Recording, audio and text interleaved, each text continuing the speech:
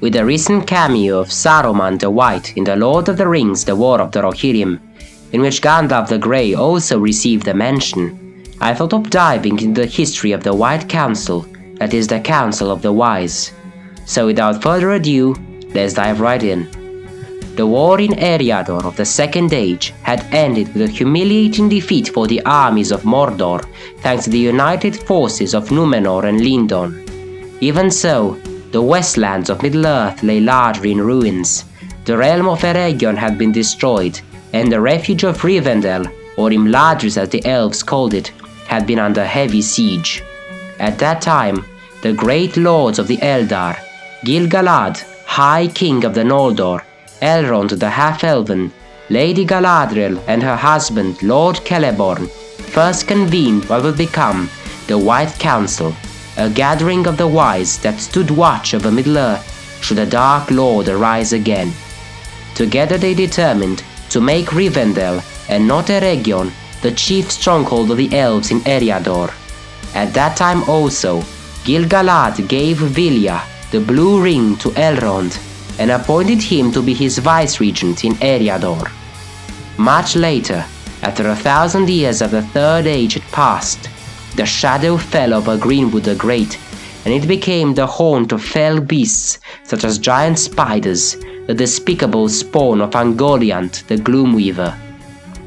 The forest's name was changed to Mirkwood, and the elves and woodmen there spoke of the Necromancer, a sorcerer that had come to dwell in the fortress of Dol Guldur, though they did not glimpse how great their peril was. But ever the shadow in Mirkwood grew deeper, and to Dol Guldur evil things reappeared out of all the dark places of the world, and they were united again under one will, and their malice was directed against the elves and the survivors of Númenor.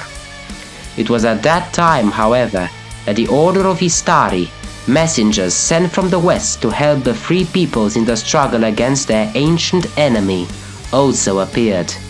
Out of these 5 guardians, the wizard Gandalf proved to be the wisest and the most vigilant, ever on the lookout for signs of the Dark Lord's return.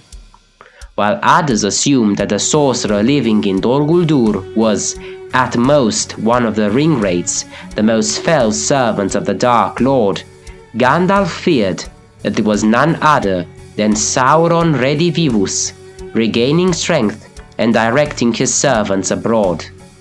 The Grey Pilgrim finally dared to enter the stronghold, but the sorcerer fled into the east to avoid discovery, and a long watchful peace followed. This would not last, for the sorcerer eventually returned, and the shadow began to darken Middle-earth once more.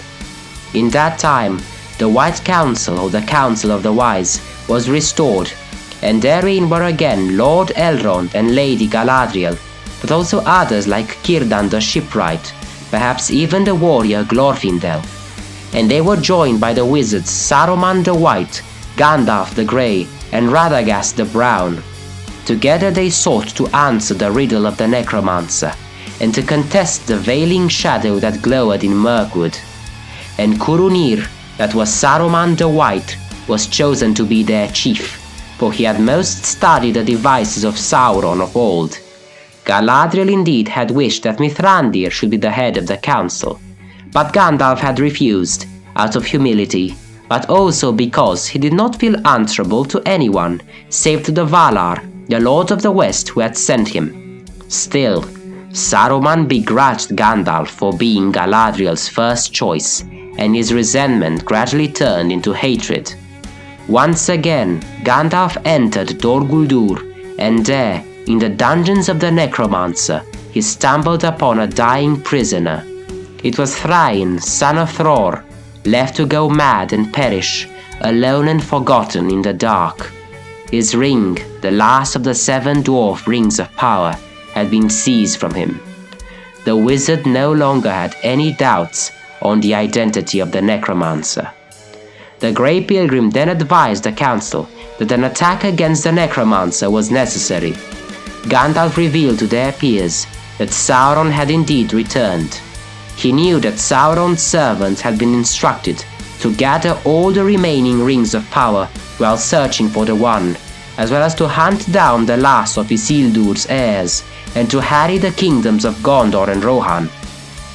But Saruman, ever ready to gainsay Gandalf and mock him in front of their peers, questioned the proof and suggested instead that the council should wait. Saruman also claimed that the ruling Ring of Power had been swept out to sea by the Anduin River, but in truth, the wizard was himself seeking clues to the ring's whereabouts, hoping that he could perhaps wield its power for himself. Gandalf, however, grew wary of Saruman and noted his potential interest in the ring. As I mentioned in another video, the weakened state of North and Middle-earth and the sacking of the Lonely Mountain by the dragon Smaug troubled the Grey Pilgrim. Gandalf feared that Sauron might reclaim the lands of Angmar, from where he could attack the elven realms of Rivendell and Lothlorien. He also believed that an alliance between the dragon in Erebor and the Shadow of Dol Guldur was inevitable. "They will help one another," he said to Thorin Oakenshield at their chance meeting in the village of Bree. "And they certainly would have done so." Had Gandalf not urged Thorin to go ahead with the quest of the Lonely Mountain, forcing Sauron's hand and thus spurring the council into action. Answering Gandalf's call, the lords of the Eldar and Istari stormed Dol Guldur and did battle with the Ringwraiths and their Dark Lord, until Sauron, the Necromancer, was driven back into the east. The council would convene for one last time, troubled by Sauron's return to the land of Mordor, and again debating the fate of the ruling Ring of Power. Saruman reiterated that the One had been forever lost, quieting Gandalf's worries concerning Bilbo's magic ring.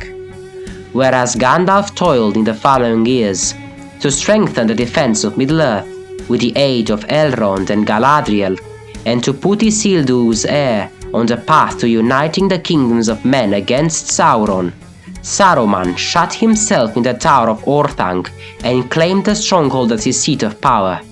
The council, of course, disapproved of the wizard's actions, but did not see how deep his treachery ran. Though, warned by Gandalf, the council may have begun to doubt Saruman's designs as regarded the ring.